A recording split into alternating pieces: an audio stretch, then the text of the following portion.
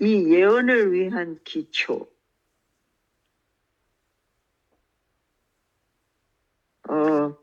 어쩌면 우리가 떠나온 곳, 그 죄가 들어오기 전의 상태, 하나님 앞에 자유로이 나갈 수 있었고 만날 수 있었고, 네, 그 장소, 그거를 이야기해 주는 것 같아요. 그리고 궁극적으로 그곳이 우리가 돌아갈 곳이다. 그러면은 이제 우리의 모든 공부는 왜 거기를 떠나게 됐고 어떻게 떠났으며 그러면은 왜 어떻게 되돌아갈 수 있는가? 사실은 그거가 초점이에요. 그래서 이 모든 예언이나 상징이나 뭐 암시나 제가 다 그거를 보여주고 있어요. 어떻게 되돌아갈 수 있는지. 근데 왜 그러면 직접적으로 보여주지 않고 그렇게 상징적으로 뭔가 이렇게 애들로 다르게 표현했는가? 그거는 죄로 가득한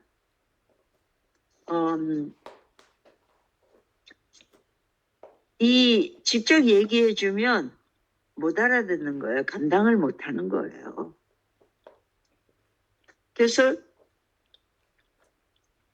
저는 우리가 에덴 동산에서 무엇가 바뀌었는지 그거를 확실히 알면 되돌아가는 길도 확실하겠죠. 그 과일을 따먹었을 때 사단이 와서 그 거짓말에 속아서 그걸 먹을 때 그 에덴 동산의 상황은 똑같았어요. 먹고 난 후나 전이나. 근데 거기서 변한 게 하나 있었어요. 바뀐 거는 사람의 모양도 안 바뀌었어요. 그렇죠? 여전히 하나님의 창조물로서 키도 크고 흠없이 완벽한 아름다운 피조물이었어요. 근데 뭐가 바뀌었냐면요. 마음이 바뀌었어요. 정신이 바뀐 거예요. 생각이 바뀌었어요. 그래서 우리는 성령께서 이 마음에 말씀하실 때 듣는 것. 근데 우리가 얼마나 고집이 센지 우리를 만약에 이 상태로 하늘에 갖다 놔도 못 견뎌요. 그러니까 아담과 하와가 성경에는 쫓겨났다 그랬어요.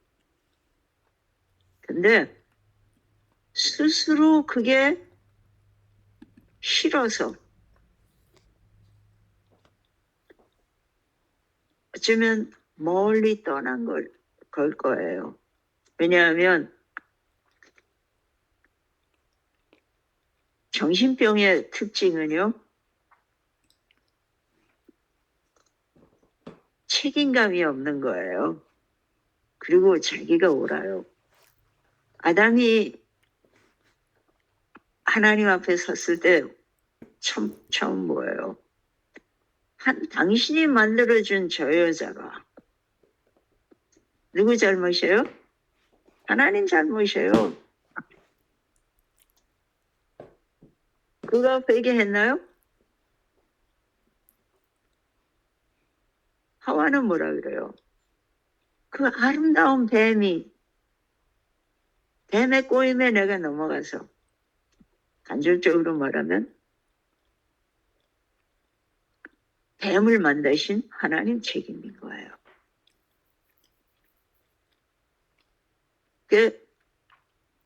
사람은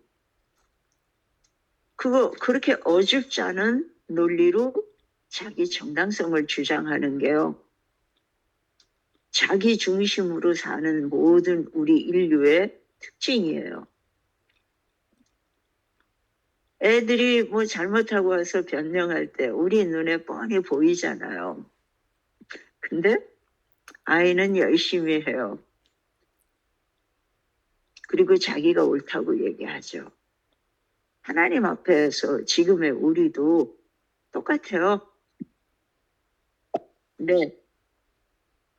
그리고 죄를 지은, 그러니까는 그들이 스스로 그분 앞에 있는 게 불편해서 떠났을지도 떠나는 것도 한 가능성이에요.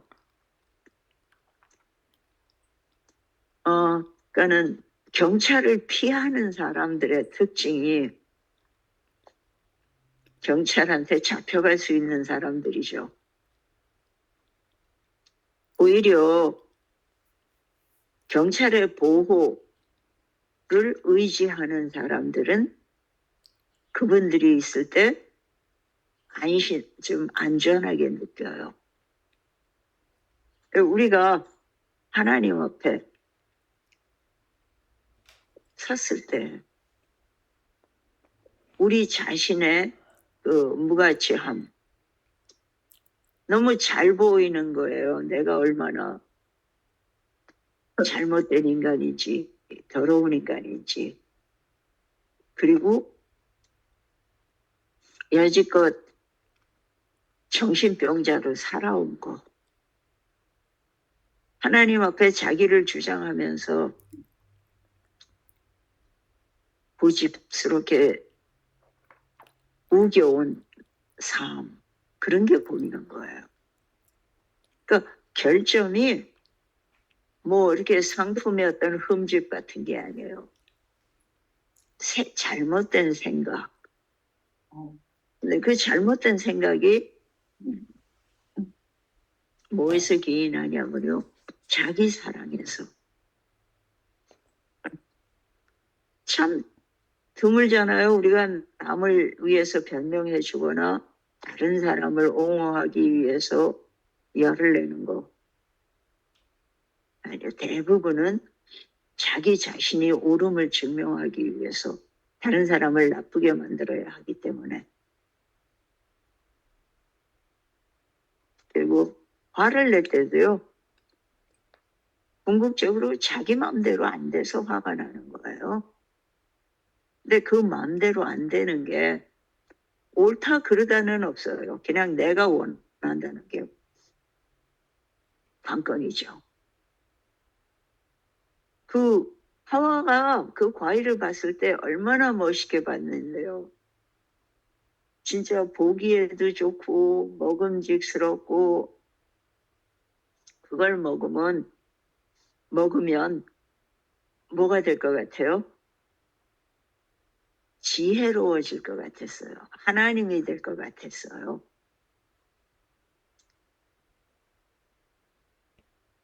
잠언에 나오잖아요.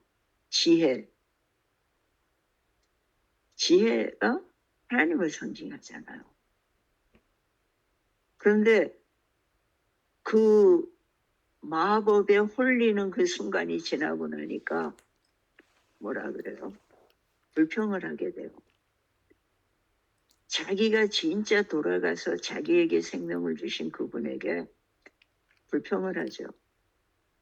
왜 뱀을 만들어 갖고 나를 먹게 했냐? 왜 그 아름다운 여자를 만들어서 나를 홀리게 했냐? 변명이 돼요? 근데 우리도 똑같이 그러고 있어요. 그 상황에 어쩔 수 없었어요. 내가 입이 그만 방정 맞아가지고 그냥 이게 컨트롤이 안 돼서. 근데 나이를 먹어가면서요. 불쑥불쑥 저도 말 실수를 하더라고요. 근데 그게 실수가 아니었어요. 언젠가 스쳤던 생각.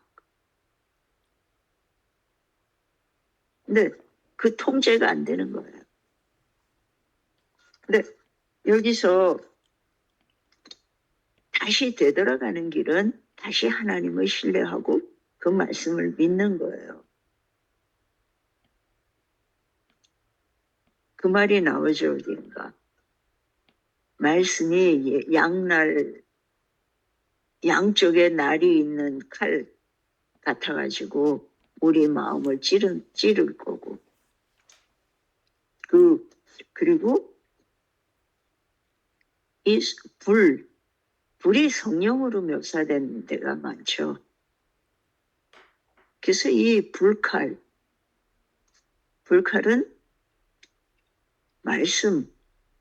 말씀이 그리고 성령의 임재. 그리고 그 하나님도 스스로 빛 가운데 거하시잖아요. 그리고 그분 자신이 빛이라고 말씀하셨잖아요. 그래서 그 빛 가운데 거하는 사람들, 진리 안에 거하는 피조물들은 그 진리의 빛이 뿜어져 나오는 거예요. 아담과 하와가 처음 발견한 게 뭐였어요? 자신들이 벌거벗은 걸 깨달았잖아요. 진리를 거절했을 때 그 진리를 통해서 나오던 빛이 사라졌어요. 그래서 그 의의 옷, 그 성품이 결함이 생긴 거예요. 그래서 더 이상 빛이 되지 못해요. 그래서 그 옷을 잃어버렸다. 그거는 결과예요. 마음이 변한 거예요. 그랬을 때 그 결과로 빛도 잃어버리고 진리도 잃어버리고 그리고 영생도 잃어버렸어요. 그러니까 그때로부터는 죽음이에요. 죽음 안에서 단지 시간 차이가 있을 뿐이지 죽은 목숨이에요. 그러니까 사형수로 살아가는 거예요. 그리고 우리는 그 지구라는 거대한 감옥 안에서 사형수의 자녀로, 그리고 우리도 사형수로. 왜냐하면 그 감옥 안을 못 벗어나는. 진짜로 그러나 그렇게 그러니까는 엄마가 임신한 채로 감옥에 들어갔을 때 거기서 이제 아기를 낳잖아요. 그래갖고 그 밖에 나오면 돌봐줄 사람이 없는 거예요. 그래갖고 실제로 감옥 안에서 엄마랑 같이 살고 있는 아이들이 있다 그래요. 누가 밖에서 입양을 해주면 감옥을 벗어나요. 근데 우리의 운명이 그런 거예요. 근데 사형수로서 살아가는 우리에게 하나님께서는 다시 한번 손을 뻗어 주시잖아요. 그분이 우리는 죄의 저주를 받았다 그래요. 하나님이 그래갖고 벌을 주셔서 땀을 흘려야 되고 고통을 받아야 되고 그리고 결국은 죽는다. 그거는 하나님을 떠난 죄의 결과들이지 하나님이 그거를 들고서 그렇게 해주는 건 아니에요. 근데 성경은 우리가 한 일에 대한 책임도 하나님이 져주시고 사단이 한 일에 대한 책임도 하나님께서 져주셔요. 왜냐하면 그분이 만드셨기 때문에 우리가 자녀들을 책임지듯이. 근데요, 우리가 자녀들을 책임져도 한계가 있잖아요. 스스로 결정해서 스스로 하는 일에 대해서는 어쩔 수 없어요. 하나님께서도 마찬가지예요. 우리에게 영생을 회복할 수 있는 모든 길을 마련해 주셨어요. 근데 그거를 감사히 받고 그 안에 머물기를 선택하거나 거절하고 그냥 죽음을 택하거나 하는 거는 우리 한 사람 한 사람의 선택이에요. 사실 여기서 불칼뿐만 아니라 스랍들도 참 불타는 존재라는 뜻이라는 게 참 재미있어요. 그 불은 기억하시죠? 그 떨기나무가 불 붙었는데 모세가 봤는데 떨기나무는 타지도 않으면서 불 붙어 있었던 거. 이 스랍들도 마찬가지예요. 그 영광, 하나님의 영광, 그 온전히 그분과 동화돼서 그분을 그대로 반사할 수 있는 피조물들의 상태를 얘기해 주는 것 같아요. 근데 그거는요, 겉으로 옷을 바꿔 입어서 생기는 빛이 아니에요. 그런 불이 아니에요. 마음에 하나님을 품을 때, 온전히 그분께로 돌아가고 순종할 때, 그러니까 성령 안에서 우리가 죄를 잘못 그 이기적인 거를 구별하고 거절할 수 있게 온전히 그 길 안에 머물 수 있다면 우리에게도 그 빛이 허락돼요. 그것은 진리이신 분만이, 그것은 온전히 사랑이신 분만이 나눠줄 수 있고 표현하실 수 있는 거잖아요. 정말 그 성전, 그 성전이 하늘의 성전을 이렇게 모형으로 그대로 갖고 온 거라 그러잖아요. 모세가 보고서 이제 받아갖고 왔잖아요. 기억나는 게 있어요. 그때 그 성전이 우리는 성경에서만 보니까 하나님께서 그렇게 받아서 만들었다.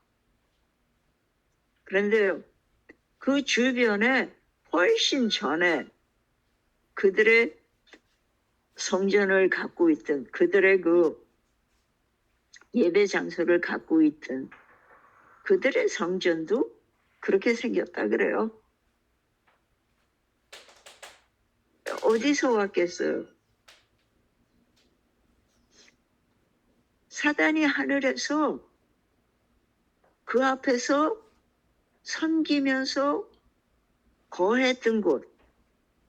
그러니까 사단은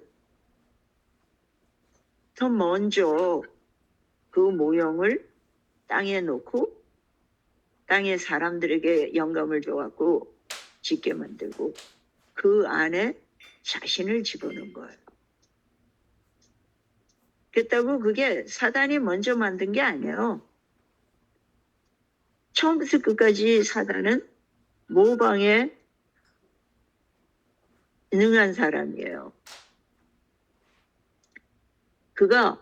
그는 피조물이기 때문에 스스로 만들어낼 수는 없어요.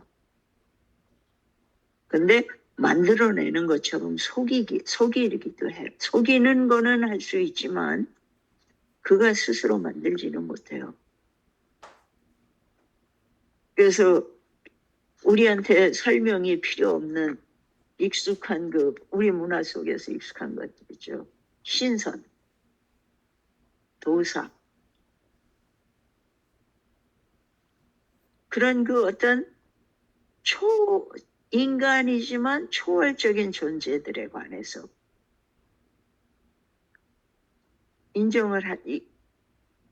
익숙해 있잖아요. 근데 사실 그 초월적인 존재, 그거는 그가 가짜로 만들어낸 거예요. 그가 할 수 없는 거는 생명을 주는 거예요. 주는 것처럼 만들 수는 있어요. 그래서 뭐라 그래요? 아니야, 너는 결코 죽지 않아. 죽지 않은 것처럼 속일 수는 있어요. 그러나 생명을 줄 수는 없어요. 그래서 만들어낸 게 영혼은 따로 몸 밖으로 나와서 돌아다니고 있을 거야. 그러니까 몸은 죽어도 걱정할 필요 없어. 너는 그 다음에 저승이든지 극락이든지 어디로 가. 그것도 비슷하게 만든 거예요. 근데 사람들이 거기에는 회복이 없다는 거, 영생이 없다는 거, 그거를 깨닫지 못해요. 근데 그래서 이 그리스도의 구속의 복음이 복음인 거예요. 회복의 복음. 그냥 우리가 이 상태대로 하늘에 가서도 이렇게 지지고 볶고 욕심 부리고 고통받으며 산다면 뭐 굳이 갈 필요 있어요? 그냥 여기서 살죠. 그리고 여기서 이렇게 산다는 거는 죽음은 오히려 긴 휴식이라는 걸로 받아들여져요. 고통이 더 이상 없다는 것. 아픔이 더 이상 없는 곳. 근데 하나님께서는 그게 끝이 아니라고 우리에게 말씀하시잖아요. 이 말씀이 그 에덴 동산의 입구에서, 그러니까는 거기도 울타리가 있었나 봐요. 그러니까 입구가 있죠. 근데 거기서 보여준 불칼은 구속의 경륜일 거예요. 말씀인 거예요. 그 말씀으로 너희가 언젠가 여자의 후손이 뱀의 머리를 상하게 할 거고 뱀은 그의 발꿈치를 상하게 할 거다. 그 약속. 그들이 와서 제사를 드릴 수 있었던 거는 그 약속 때문이에요. 그 말씀 때문이에요. 그러면서 그 에덴 동산의 회복을 우리보다 훨씬 더 현실적으로 바라볼 수 있었어요. 근데도 그럼에도 불구하고 죄가 더 많은 사람들의 마음을 차지하잖아요. 얼마나 많았냐 하면 노아 홍수 때 그 가족만 그 홍수로부터 구원을 받았지만 죄로부터의 구원은 아니었어요. 그러니까 사단의 통치에서부터의 구원은 아니었어요. 그래서 그 사람들이 더 황폐된 세상, 더 열악한 환경 속에서 살아나가죠. 근데 어쩜 저는 그런 생각을 해요. 그 가장 많은 은혜가 주어지고 하나님의 임재가 가장 많이 나타났던 함께 했던 에덴 동산이 있던 그 중동 지방. 왜 거기가 대부분 사막이 됐을까요? 사단은 그 흔적을 빨리 없애고 싶어 했던 것 같아요. 그래서 사람이 살기에 열악한 환경으로, 더 나쁜 환경으로 만들어서 사람을 더 거칠게 만들고. 근데 다시 새 예루살렘에 올 때도 이스라엘의 그러니까 중동 지방으로 오시잖아요. 그걸 생각하면 역시 그 죄가 더 많은 곳에 은혜가 더 많고, 또 은혜가 더 많았던 곳에 그 타락이 더 극심해지는 것. 왜냐하면 사단이 그만큼 더 많이 열심히 일하기 때문에요. 우리가 교회 안에서 사실 사람들을 보고 실망하죠. 또 사람들 때문에 상처를 받고요. 상처를 또 주고요. 그런데요, 그래도 그 안에 머무는 이유는 거기 성령께서 역사하시고 하나님이 인도하시는 집이기 때문에 그렇게 모여서 싸울 바에 흩어지면 안 싸울 거 아니에요. 근데요, 그 싸움은 거룩함을 위한 싸움이고요. 그 싸움은 하나님 앞에 깨끗해지기 위한 투쟁이에요. 근데 세상은 그냥 수단 방법 안 가리고 잘 먹고 잘 살면 돼요. 그래서 법 아래서 법을 지키며 사는 게 아니라요. 법을 신여로 이용해서 자신을 부풀려가는, 그게 세상이라면 우리는 하나님 앞에 자신을 낮추고 회복되어가는 그 길이 달라요. 얼핏 보기에는 똑같이 지지고 볶고 뭐가 다르냐라고 할지 몰라도요. 성령이 계신 곳, 성령이 우리 각자 마음에 말씀하시고 또 그 말씀이 우리 마음에 우리 육신이 되어서 우리 마음에 오신 예수님이 우리를 주관하시도록 이끌어가는 길이잖아요. 제가 늘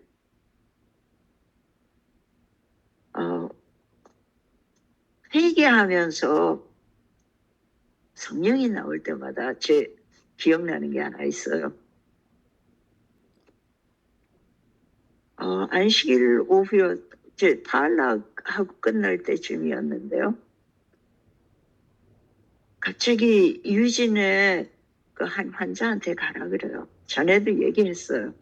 근데 가기가 싫었어요. 제일 먼저 드는 생각이 남편한테 뭐라고 말하지? 그 사람을 두려워하고 있더라고요. 아니, 그 사람하고 부딪히는 게 싫은 거예요.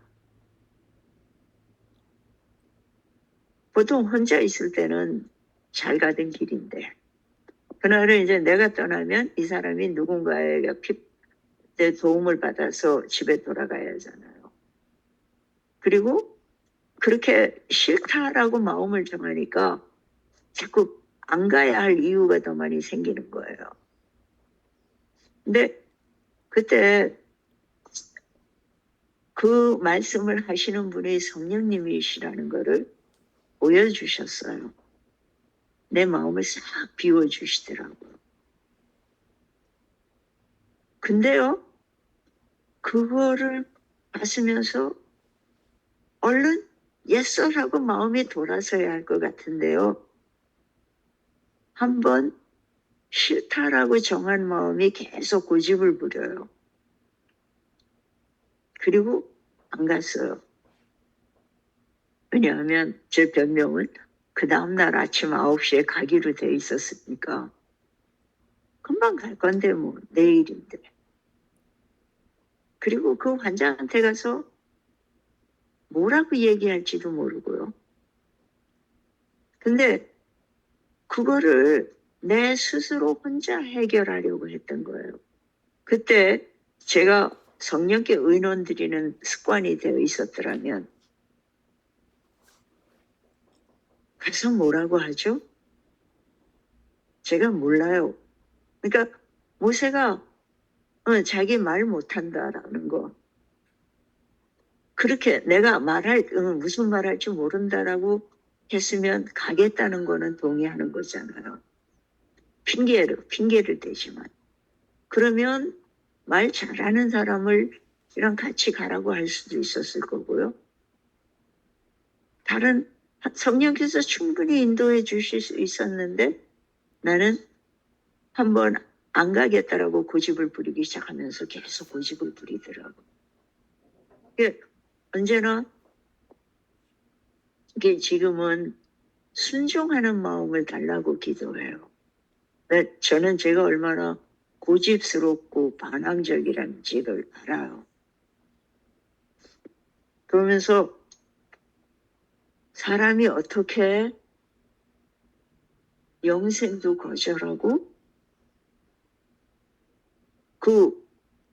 그냥 현실의 삶 속에서라도 하나님을 거절할 수 있는지 그걸 봤어요. 순종하는 마음, 하나님을 신뢰하는 마음, 그게 있으면 안전해요. 아직도 제가 몰라요. 또 그런 상황이 됐을 때 어떻게 반응하는지. 그거를 위해서 기도해요. 제게 순종하는 영을 달라고요. 그리고 그 말씀에 순종할 수 있게. 그리고 그 뒤에 배운 것이요. 성령께서는 처음부터 끝까지 다 얘기 안 해주셔요. 딱 한 단계 가라. 가면은 말씀을 주셨을 거예요. 그리고 그 일을 어떻게 대처할지도. 근데 그 한 단계를 거절했을 때,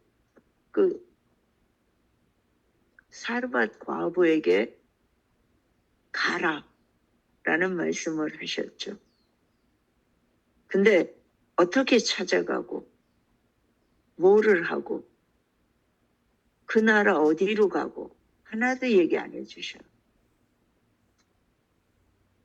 우리에게 어쩌면 도시가 위험해질 때 도시를 떠나라. 근데 어디로 가라? 라는 말씀은 없을 거예요. 떠나면 그때 또 그 다음 단계를 말씀해 주시고. 믿음도 같아요. 지금의 우리에게 불칼은 성경이에요. 근데 그 성경 말씀을 거기서 예수님을 만나고 구원을 받을 수도 있고요. 무서운 하나님, 도무지 신뢰가 안 가는, 그래서 재미가 없어서 떠나는 그런 하나님을 만날 수도 있어요. 근데 우리는 모두 지금까지 여기까지 왔어요. 앞으로도 계속 나에게 빛을 주실 때 그것이 양날선 예리한 칼이 돼서 마음을 아프게 할 수도 있고요. 아니면 포근히 감싸주는 따뜻한 빛일 수도 있어요.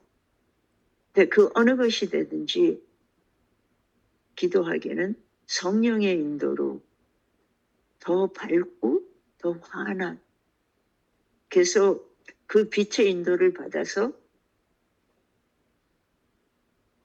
그러니까는 이 왕중 왕이신 그분이 계신 곳까지 가고 그분을 뵐 수 있는 우리 모두가 되기를 바라요.